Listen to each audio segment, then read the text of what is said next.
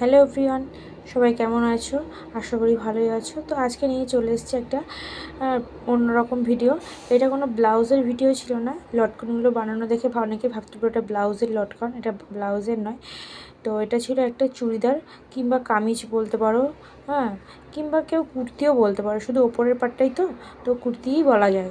তো এটা একটা প্লেন গোল গলার ওপরে ছিল, সামনে পেছনে দুটোই রাউন্ড গলা ছিল। তো পেছনের গলাটা একটু মানে সামনের গলার তুলনায় একটু ডিপ ছিল। তো যার জামাটা ছিল সে বলেছিল দুটোই সামনে পেছনে দুটোই একদম প্লেন গলা করে দেবে। এটা যেহেতু সুতির ওপর তাই কোনো ডিজাইন সে করেনি। তো আমিও তার মতন করে সুন্দর করে করেছিলাম। তো জামাটা রেডি করার পরে তো যার জিনিস সে পরেই ছিল, তো পরার পরে তার খুব পছন্দ হয়েছিল জিনিসটা, ফিটিংসটা। তো এই দেখো, তো যার জিনিস সে পরেই আছে।